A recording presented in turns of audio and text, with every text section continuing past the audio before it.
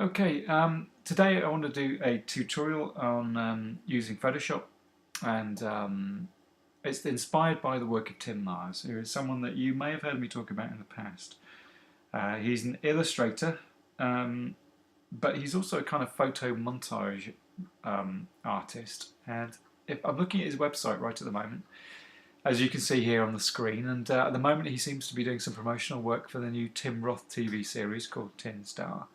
But he's in loads of stuff in the past. You can see here that he's done some Arsenal programme covers. He's done some political kind of montages as well. You can see he selects different elements and textures and colours from different sources and composites them together to create a montage effect. And I rather like some of these, particularly with some of his older work.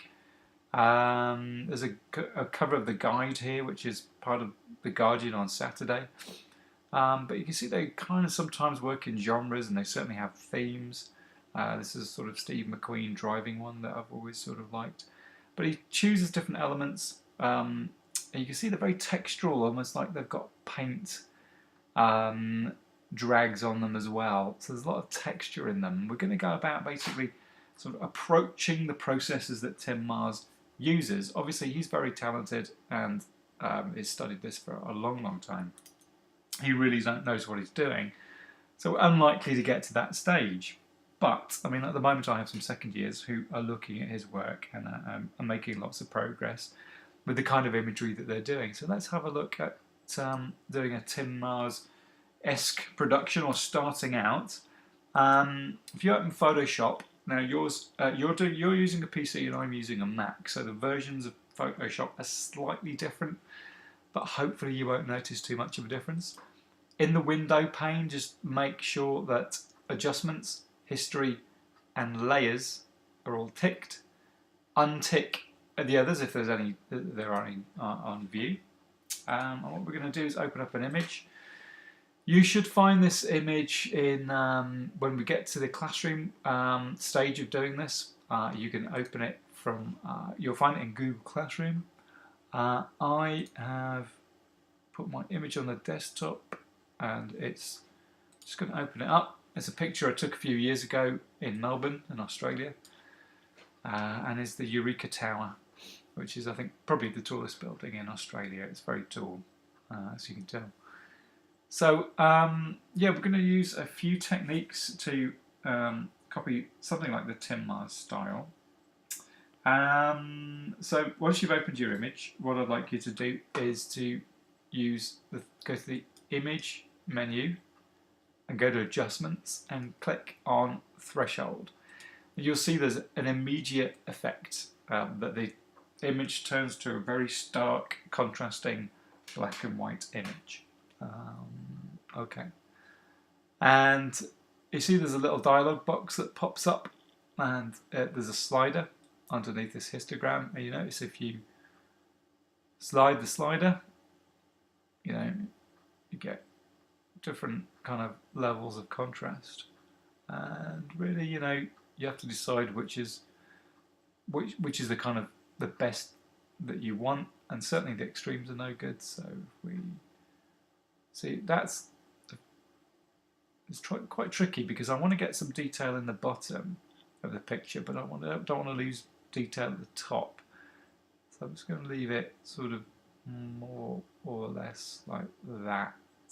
And I'll show you a way for maybe fine-tuning that a little bit later on. So once you're happy, click OK, and we're all good. So what we can do next, if you do want to fine-tune bits, now I've got a bit of dropout here. That's a little bit darkish around here. These unusual B formations I've got on the side of the building. So what I'm going to do is just make a little selection. I'm going to use. You can use the polygon tool, or you can use a quick selection. In this case, because it's a very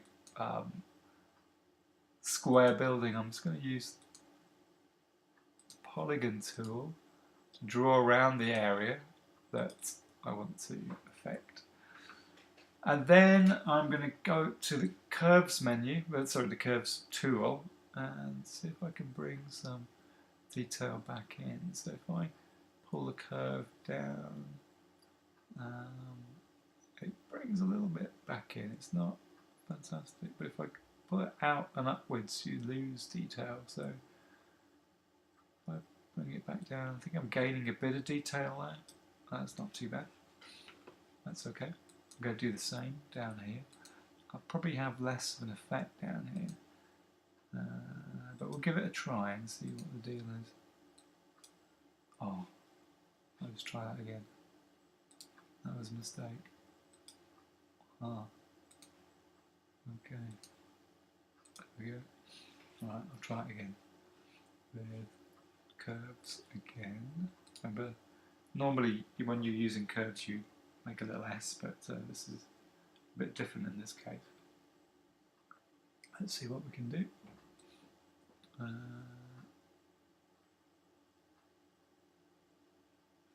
Not a lot really. It is making a difference, but probably not enough. It's too dark. So the more I can bring into the image, the better. Oops. So yeah, we'll stick with that. It's a bit of an improvement, but it's yeah, we'll stick with that. That's okay. Okay, so I'm relatively happy with the image now. So if there's any other bits that you're not too happy with, you can work on those as well. Now, where are we? I'm just looking at my notes to see where we go to next. Yeah, okay. So at this stage, what I'm going to do is just flatten that image down. All those adjustments with the threshold I'm happy with, so I'm going to keep those. And what I'm going to do is add some colour. So I'm going to go to this sort of little yin and yang button is the adjustments layer, or new fill adjustment layer. So I'm going to yeah, choose a colour. Now basically choose whatever you like, but I'm going to go for a bluey kind of colour. Sort of a lighty, sort of slightly grey bluey colour. I'm going to try that one. Okay, so I can't see anything at the moment, but what I do when you've got two layers, you can use these blending options here to blend them together. They each have kind of different effects. Some are better than others. What I'm going to use is difference, and you can see when you select that, the highlights turn into yellow and the lowlights turn into blue. Instead of black and white, it's now yellow and blue. If I double click on the colour, I can adjust it slightly as well. If I'm not happy with it, I'd like it to be a little darker and more saturated, so a little less yellow. So I'm kind of skipping around the colour palette, trying to find something that's a bit more striking, and I'm getting a better effect over this side. And that's kind of nice. So I'm going to stick with that one. I like that one. Okay, that. And so we're kind of nearly there. You can see what he does. He chooses specific objects, uses the threshold, adds colour, and but what I'm going to do is something slightly different. I'm going to add some grain. So he adds texture too. So in this case, I'm going to add some grain. So these are all techniques we can use if we're going to kind of composite something together. We can use different kind of textures. It doesn't have to be grain, but I am going to use grain. So in this particular case, what I'm going to do is create a new document. So you go to File and New. I'm going to call it Noise. There you go. And it's going to be 1,000 pixels. So make sure pixels is selected on the drop-down menu. Called Noise and OK, and you should have a white piece of paper. And it should be square. So I'm going to pull that down. I'm going to untab it so I can see both images. There we go on my desktop. And what I'm going to do next is add noise. So I'm going to go to Filter and Noise and Add Noise. Okay, and I get this weird kind of effect come up where I can add noise. You might wonder what the point of adding noise is, but it adds kind of interesting texture. to the image. Now you want around about the amount you want it to be at is around about 35%. And you know you've got Gaussian and you've got uniform. I tend to go for uniform because it's just a little subtler than Gaussian. If you put Gaussian, if you use Gaussian, it looks a little bit like sandpaper. So I'm going to click OK. I'm happy with that, and then I'm going to change tool. I'm going to change to the move tool, and I'm going to pick up the noise. I'm going to drop it onto the Eureka Tower. I'm going to get rid of the original noise, so don't save that. And then, so I've got the noise here, but it's obviously far too small, so I'm going to just put it in the top corner of the image. I'm going to use the transform tool, which is, I always lose it actually, because I always use the shortcut. I always lose where transform is. Oh yeah. So it's edit and then transform and scale. But I'm going to use the shortcut, which is command and T, or control and T. Oops, no, that was save. Control, yeah. Don't press the right button. Ooh, sorry. I'm making a mess of this. Control and T. There you go.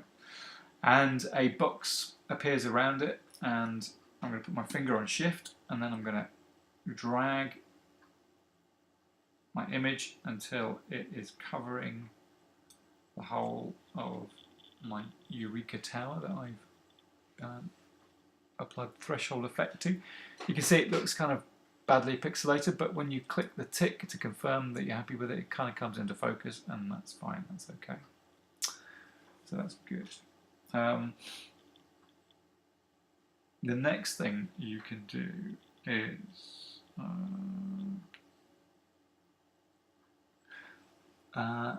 you can go back to the blend, and excuse me, I'm just getting a message through, and you can click overlay, and you can see that you have an effect with the overlay. You can change, you can try different tools for different effects. You see they all kind of have slightly different effects. I think I'm going to go back to overlay, but it's taken a lot of the colour out, so I'm going to change the opacity. It brings the colour through again, but you can still see the grain underneath, the texture underneath, which I really like. So there you go. That is your thresholded Eureka Tower with texture on, with grain. Now you've got to be really careful here. Now you need to save it, but save as. In fact, just cancel that. I'm going to flatten the image down to start with. Then I'm going to save as, and make sure it's a JPEG, and call it Tim Mars. And that way it won't write over your original image, because you'll lose the original image. I'm going to save mine to my desktop, but you can save yours to your pictures menu, and save, and high value, and then we're done. So just close that down. I'm just going to close Photoshop, and what you need to be able to do then is to look at this video, hopefully kind of memorize the technique. Don't worry, because when you get in class you'll still have some guidance, but when you come to class I'd like you to be sort of familiar with the technique, even though you won't have practiced it yet, but you'll practice it in class. So I'll see you then.